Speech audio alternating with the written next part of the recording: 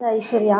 நான் 5 இயர்ஸாக வந்து ராகா டென்டல் அசோசியேட் ஆகியிருக்கேன். என்னோட ஜாப் ரோல் என்னென்னா எக்ஸ்ப்ளனேஷன். பேஷண்ட் வந்து ஒரு பேஷண்ட் கன்சல்டேஷன் வர்றாங்க அப்படின்னா அவங்களுக்கு வந்து ட்ரீட்மெண்ட் எப்படி வந்து பண்ணுறாங்க அப்படின்றத எக்ஸ்பிளைன் பண்ணுறது தான் என்னோட வேலையே. ஸோ ஃபஸ்ட்டு டாக்டர்ஸ் வந்து கன்சல்ட்டிங் வந்தோடனே டாக்டர்ஸ் பார்த்துருவாங்க. ஸோ என்ன அவங்களுக்கு ப்ராப்ளம் இருக்குது. இப்போ பேஷண்ட் வந்து வருவாங்க. ஸோ பெயின் இருக்குது, எனக்கு வந்து ஸ்மைல் கரெக்ஷன் பண்ணணும், எனக்கு வந்து மிஸ்ஸிங் டீத் இருக்குது, இம்ப்ளான்ஸ் பண்ணணும் அப்படின்னு சொல்லிட்டு பேஷண்ட் கேட்பாங்க. ஸோ சில பேஷண்ட்ஸ்க்கு வந்து தெரியாது, நம்ம மவுத்தில் வந்து என்னென்ன ப்ராப்ளம்ஸ் இருக்குது என்னென்ன இல்லை அப்படின்றது வந்து தெரியாது. ஸோ ஃபஸ்ட்டு வந்தோடனே கன்சல்டேஷன் வந்து டாக்டர்ஸ் பார்த்துருவாங்க. பார்த்ததுக்கப்புறம் அவங்களுக்கு வந்து இன்ட்ராவரல் ஸ்கேன் எடுக்கிறது மூலியமாக என்னென்ன கம்ப்ளைண்ட்ஸ் இருக்குது, டீத்தில் வந்து எதுவும் கேரிஸ் இருக்கா என்னன்றது வந்து அவங்களுக்கு வந்து விஷுவலாக காமிச்சிருவாங்க. காமிச்சதுக்கப்புறம் எக்ஸ்ரே எடுப்பாங்க. எக்ஸ்ரே எடுத்ததுக்கப்புறம் அது டீப்பாக இருக்கா இல்லை லைட்டாக இருக்கா என்னன்றது வந்து நம்மளுக்கு தெரிய வந்துடும். தெரிய வந்ததுக்கப்புறம் எனக்கு வந்து டாக்டர்ஸ் கொடுத்துருவாங்க. ஸோ இது மாதிரி பேஷண்ட்ஸ் வந்து எக்ஸ்பிளைன் பண்ணிடுங்க இந்த ட்ரீட்மெண்ட்டை அப்படின்னு சொல்லிடுவாங்க. ஸோ வந்ததுக்கப்புறம் நான் வந்து இங்கே இந்த டேபிள் இந்த டேபிளில் வந்து நம்மளுக்கு ஃபுல்லாக கிளியராக வந்துடும். எக்ஸ்ரே டேட்டா வந்து இங்கே வந்துடும். வந்ததுக்கப்புறம் அந்த பேஷண்ட்ஸ்க்கு வந்து என்னென்ன ப்ராப்ளம்ஸ் இருக்குது அப்படின்றத நான் வந்து எக்ஸ்பிளைன் பண்ணிடுவேன். எப்படின்னா, இப்போ நார்மலாக பார்த்தீங்கன்னா ஒரு பேஷண்ட்டுக்கு வந்து இப்போ எக்ஸ்ரே வந்து இந்த ஸ்மார்ட் டேபிளுக்கு வந்துருச்சு, சரிங்களா? இது வந்ததுக்கப்புறம் இவங்களுக்கு என்ன ப்ராப்ளம் இருக்குது அப்படின்றத நான் வந்து எடுத்து காமிப்பேன். ஸோ இந்த பேஷண்ட்க்கு பார்த்தீங்கன்னா இப்போ அவங்களுக்கு வந்து ஈறு ப்ராப்ளம் இருக்குது. ஸோ எக்ஸ்ரேக்கு முன்னாடி நம்மளுக்கு என்னென்னா ப்ரஷ் பண்ணும்போது ப்ளீடிங் வருது அப்படின்னு மட்டும்தான் சொல்லியிருந்தாங்க. ஸோ அவங்களுக்கு என்ன ப்ராப்ளம் இருக்குன்னா, இப்போ ஈறு வந்து கரைஞ்சிருக்கு. ஈறு கரைஞ்சதுனால போனும் வந்து லாஸ் ஆகிருக்கு. ஸோ அதனால நம்ம இப்போ வந்து இவங்களுக்கு ஈறு ட்ரீட்மெண்ட் எடுக்கணும்னு டாக்டர் சொல்லியிருக்காங்க. ஸோ ரொம்ப வருஷத்துக்கு முன்னாடி 2 டீத் வந்து எடுத்திருக்காங்க. ஸோ இப்போ ஈருக்கான ட்ரீட்மெண்ட் பண்ணணும், 2 டீத் வந்து ரீப்ளேஸ் பண்ணணும், நடுவில் வந்து கேப் இருக்குது. ஸோ ஸ்மைல் கரெக்ஷன் வந்து அவங்களுக்கு பண்ணணும்.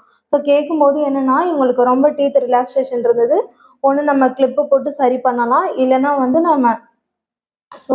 நம்ம டீத் வந்து எப்படி வச்சுக்கலாமா, இவங்களுக்கு வந்து நம்ம ஃபுல்லாக வந்து கிளிப்பு போட்டால் சரியாகுமா இல்லை என்னன்றதை பார்த்தோம்.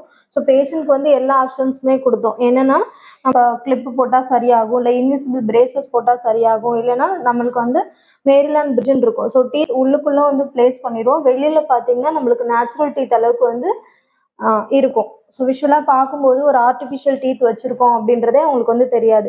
ஸோ அதனால நம்மளுக்கு வந்து முன்னாடி 2 க்ரௌன்ஸ் வந்து நம்ம வைக்கிற மாதிரி இருந்தது. ஸோ இது எல்லாமே சொன்னோம். பேஷண்ட்டுக்கு வந்து நான் வச்சு காமிச்சேன். இப்போ நான் நார்மலாக எக்ஸ்பிளைன் பண்ணும்போது அவங்களுக்கு வந்து கிளியராக புரியல. நான் ஒன்றுமே வச்சு காமிச்சேன். மேம் இப்போ இம்ப்ளான்ட்ஸ்னால் இப்படி தான் இருக்கும், நம்ம ஆர்டிஃபிஷியலாக டீத் வந்து இப்படி ஸ்க்ரூ டைப்பில் வந்து பண்ணுவோம். ஃபஸ்ட்டு ஸ்க்ரூ பண்ணிடுவோம், 3 மந்த்ஸ் கழித்து நம்மளுக்கு வந்து டீத் கொடுத்துரும். ஸோ நேச்சுரல் டீத் அளவுக்கு பழைய டீத் நீங்கள் எப்படி யூஸ் பண்ணிகிட்டு இருந்தீங்களோ அதே அளவுக்கு வந்து இதில் ஸ்ட்ரென்த் இருக்கும், உங்களுக்கு வந்து லைஃப் டைமுக்கு எதுவும் ப்ராப்ளம் வராது அப்படின்னு சொல்லியிருந்தேன். ஸோ ஈருக்கான ட்ரீட்மெண்ட்டும் வந்து எப்படி நாங்கள் அவங்களுக்கு சொன்னோம் அப்படின்னா, ஃபஸ்ட்டு நம்மளுக்கு நார்மலாக பார்த்திங்கன்னா இந்த லேயரில் இருக்கும் ஈரும் போனும், சரிங்களா? ஆனால் நம்மளுக்கு வந்து இப்போ 5 to 10 mm கிட்ட வந்து போன் லாஸ் ஏற்பட்டிருக்கு. இதை எப்படி பார்க்கலான்னா, நடுவில் வந்து பார்த்திங்கன்னா கேப் நிறைய தெரியுது. ஸோ கீழெல்லாம் பார்த்திங்கன்னா இவ்வளோ தூரம் வந்து அவங்களுக்கு ஈர் லாஸ் ஆகிருக்கு. ஸோ ஈரோடு சேர்ந்து போனும் லாஸ் ஆகிருக்கு அப்படின்னு சொல்லி அவங்களுக்கு இன்ஃபார்ம் பண்ணினோம். ஸோ அப்போ தான் பேஷண்ட்க்கு வந்து நம்மளுக்கு ஈர் ப்ராப்ளமும் இருக்குது அப்படின்றதே தெரிய வந்தது. நெக்ஸ்ட்டு ப்ரொசீஜர் அந்த